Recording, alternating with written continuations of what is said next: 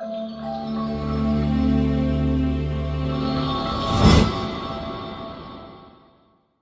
back to the channel. My name is Ryan, and today we're going to be covering the top 25 for the college football stuff this week. And it's interesting because last week there was a whole lot of changes that happened. I mean, you're talking about you have the situation of Bama beating Tennessee. That changes a lot of things. Not a whole lot of Tennessee that's not going to fall back far, but Bama definitely gets a lot more credibility. You have North Carolina losing to Virginia. That was probably the biggest upset of the week, no matter what you say. Them losing to Virginia, who was struggling to beat like lower ranked D1 schools, only had one win on the year. That is ridiculous. And you have a lot of other situations that we will cover throughout this stuff. So I'll get to those teams while there, but those are the main ones I thought of immediately that were going to change the rankings in humongous ways. And right when I'm saying that, I'm thinking of another one. But I'm going to get to that once we actually go through the rankings and get to the teams. So number one, with 38th of the first place votes, Georgia. Georgia didn't play last week. Georgia had their bye week, which is honestly a good timing for Georgia since Brock Bowers just got hurt.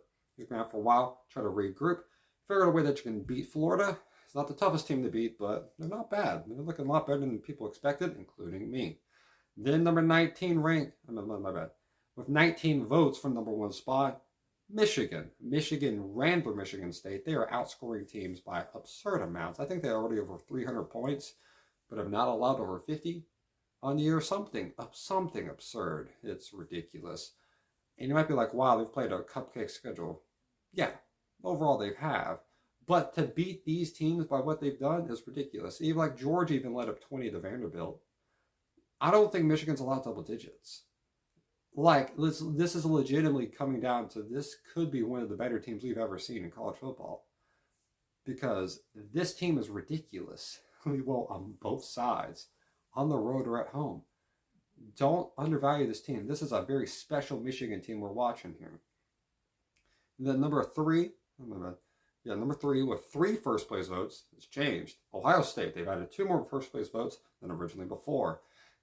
And this team arguably deserves it more than anyone else, number one spot. They beat Notre Dame in a close one. They beat Penn State also in a somewhat of a close one. Because the defenses are very good for Ohio State. Penn State's defense played solid. Marvin Harrison Jr. did his thing. And yeah, that's how they win a lot of their games, and that continues in this. That continues the theme. Their game is very good. And it's going to be fun. It's going to be kind of fun seeing how the Big Ten plays out later in the year, especially seeing how Michigan plays against Penn State. That is a big tell. Drew Allar played terrible, and it was not because, and I think it was mainly forced by Ohio State. Ohio State played very well. Then you have at number 4 with another 3 first place votes, Florida State. Florida State was very close to losing to Duke. The main thing that changed that up was that Riley Leonard got hurt. Riley Leonard on stat-wise wasn't looking great, but right whenever he went out, everything changed, bro. Duke just couldn't score. Florida State just kept on scoring. And yeah, got a big break there, but took care of business when they needed to. So good for them. Then number 5, you have Washington. Washington, very rough week. Barely beating Arizona State, 15-7. Michael Penix played his worst game of the year. Can't do that consistently, but after playing Oregon, you had a bad week. But you can do that against these type of teams because usually your defense can carry, and that showed up here. Their defense carried. And then number 6, Oklahoma, barely beating UCF. That came down to a 2-point conversion to see if this game was going to overtime or not. And UCF had control for a lot of this game, and then they had to rely on field goals for a lot of it, and Oklahoma was bound to break through, and they did in the 4th quarter. And then UCF had a good drive, scored, 2-point conversion, didn't make it. They tried a trick play, and overall it wasn't a bad play call, but Oklahoma just read it out. So, good stuff, Oklahoma. Number 7, you have Texas. Texas, what are you going to do? I don't think you're going to have Quinn Ewers for a little bit. That's not good at all. And you barely beat Houston. Talk about a robbery. We had 2 games this week that were complete and utter robberies on this team didn't have a chance to win the game off of this stuff. This was one of them. I'll get to the other one actually right after this. This is one of them. Houston had a first down. It was a 3rd down and 1 inside the red zone with under 2 minutes to go in the game. They have 1 timeout left, and they're down by 7. They hand the ball off. The guy gets his whole upper body past the first down line, and they stop it and say it's not a first down. It was one of the worst spots I have ever seen in history of football. They couldn't get it afterwards, probably because a lot of things going into it. Also, going to Texas, probably know what they're going to do. And they lost the game. Texas got very lucky. And then at number 8, Oregon. Oregon took care of business against Washington State. Talk about heading into this week. It's going to be a very tough game for Washington State to play, and it was. Based off Oregon losing last week and seeing how good they play in general, it's going to be a tough performance for Washington State to have a chance. And yeah, Oregon took care of business. And then you have number 9, back in the top 10, first time in I don't even know how long, 5 weeks, 6 weeks. Alabama, welcome back. Yeah, after taking care of business against Tennessee, very close one. The scoreboard doesn't say how close it actually was. Alabama had to come back to win that one, but they did it. They took care of business in the second half. They played great. Second half, Bama is the best team in college football, arguably of Michigan. But first half, Bama might lose you the game. They almost lost to the game that one. But overall, they took care of business. Then number 10, you have Penn State. Penn State, very bad performance against Ohio State. They pretty much only scored 6 points. They had a touchdown later in the game, but man, Ohio State already wrapped it up by then. Defense is very good. They proved that, but their offense got a lot to prove. The run game was okay, I guess, but Drew Aller was just, no one was getting open, and Drew Aller did not get people open either. And then you have, kind of surprising by this point in the year, but I predicted this, actually. Oregon State at number 11. I had Oregon State going around 10-2 on the year, and right now they're 6-1. That's one of my actually pretty good predictions I had heading into this year. That is continuing still. Shout out to Oregon State, doing very good. And then you have number 12, Ole Miss. Ole Miss 6-1. They're looking solid right now. They beat Auburn. That's pretty simple to do, to be honest, knowing how their offense plays. But hey, Ole Miss, let's see what this continues. You got Georgia at one point, and I don't think I'm the only person who wants to see them beat Georgia. I want them to beat Georgia easily. Then number 13, Utah. Utah beat USC off a game-winning field goal. What a game. What a game that was. Great plays on both sides. Great players on both sides. You couldn't ask for a better performance. And this shows that Utah is legitimately good this year. It's a little bit different than before. Utah sometimes has that big loss that's like, okay, that's very, very bad. Their one loss against Oregon State, which is arguably the second toughest. It was one of the toughest places to play in the Pac-12, definitely. And you beat USC. Caleb Williams knocked them out of playoff contention. Great job. Very, very good job. Utah. Number 14, Notre Dame. Notre Dame, good job. You're 6-2. Moved up 1 in the rankings. Good job. I think they might have had a bye week. I don't remember them playing. Then number 15, jumping up 4 spots. That's a pretty big jump. LSU. LSU right now. Your defense is still pretty bad, but you dropped 62 on Army and you shut them out. Offense looks great like normal. Defense, they got to be worked on. But you have Bama, not this week, but the following week. That's a big game. Bama's going to have a bye week before then, so watch out. And then right behind them, Missouri, number 16. Missouri jumping up 4 spots. They beat Kentucky. Kentucky's up 14-0, I'm pretty sure, and then they end up winning. That was last week. I got that confused. They destroyed South Carolina. They got up big on South Carolina. They took care of business. My bad for getting those confused. Very good job, Missouri.